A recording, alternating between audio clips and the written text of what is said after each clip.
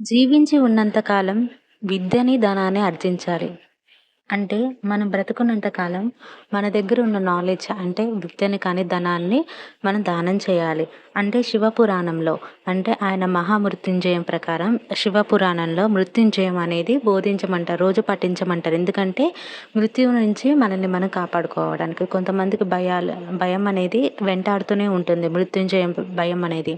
ఏమవుతుందో ఏమో! రేపు ఏం జరుగుతుందో ఏమో! ఇలా ఎన్నో సందేహాలు ఎన్నో ఉంటాయి.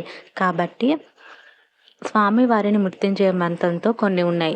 వాటిని ఆచరించాలంటే కొన్ని వచనాలుంటాయి. అంటే కొన్ని ఆచారాలుంటాయి. అవేమిటంటే ఇప్పుడు ఈ వీడియోలో తెలుసుకుందాం. కానీ మృ మృత్యుదేవత జుట్టు పట్టుకొని లాగే మరణం వరకు కూడా ధర్మాన్ని విడవకుండా ఆచరించాలన్నమాట. ఒకటి ఏంటంటే మన ఒక ఆచారం, ఫస్ట్ ఆచారం ఏంటంటే ధర్మాన్ని విడవకుండా మనం చివరి దాకా మన శ్వాస వదిలే వరకు ధర్మంగా ఉండాలి. ఎందుకండి? ధర్మాన్ని మనం రక్షిస్తే, ధర్మం మనల్ని రక్షిస్తుంది. ఈ సామెత వినే ఉంటారు. ఇది ఊరికినే అనరు. ఎందుకంటే మనం కోరిన కోరికలు భోగాలను అనుభవించడం వల్ల తీరిపోవు కదా! అంతేకాక ఇంకా పెరుగుతూనే ఉంటాయి. ఏ విధంగా అంటే అగ్నిలో నెయ్యి వేయడం వల్ల అగ్ని మరింత పెరుగుతుంది కానీ ఆరిపోదు. ఆరిపోదు. అలాగే కావున కోరిన కోరికలను అదుపులో పెట్టుకోవడమే కర్తవ్యం. ఎందుకంటే కామ కోరికలు జ్ఞానానికి శత్రువు. జ్ఞానం ఉన్న చోట కామం కోరికలనేది చాలా ఉంటాయి. కోరికల్ని మనం అదుపులో ఉంచుకోగలగాలి. కామంతో ఉండొద్దు. కామం అంటే వాంఛ ఇవి కూడా ఉంటాయన్నమాట.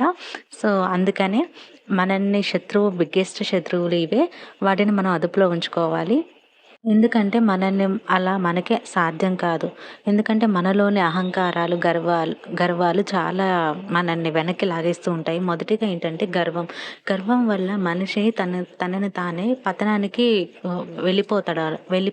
ఎందుకంటే గర్వం అనేది నేనెంత, నా స్టేటస్ ఎంత అని పొంగిపోతూ ఉంటాడనమాట. అది ఎప్పుడు ఉండకూడదు. ఇంకొకటి చెడ్డ మాటలు పలకటం. నోటికి ఏదొస్తే అది మాట్లాడుతూ ఉంటారు కొంతమంది వల్గర్ లాంగ్వేజెస్. అవి ఎప్పుడు యూజ్ చేయకూడదు. అలాంటి మాటలు కూడా మన దరిదాపుకుండా రానికుండా చేయాలి. అదే ధర్మం. ముఖ్యంగా ధర్మంకు ఉండాల్సిందే మొదటి లక్షణం. ఇంకొకటి మొండి పట్టుదల. ఏదైనా మంచి పని చేయడానికి మొండి పట్టుదల ఉండాలి. కానీ చెడ్డ వాటికి మన పట్టుదల అనేది మొండిగా ఉండొద్దు.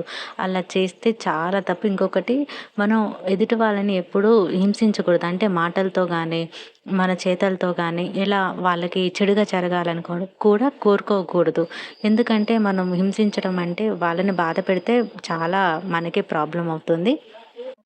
ఒకరిని కన్నీటి ఉసురు అనేది మనకు తగులుతుంది. అలాగే కష్టం కలిగించేలా మాట్లాడకూడదు. ఎప్పుడు ఎవరికైనా ఒక జీవికి నువ్వు కష్టం కలిగించాలి ఎప్పుడు మాట్లాడకూడదు. ఎదుటివారు చెప్పే పదాన్ని ఎదుటివారు చెప్పిన దాన్ని వ్యతిరేకించి దానిని కాదనడం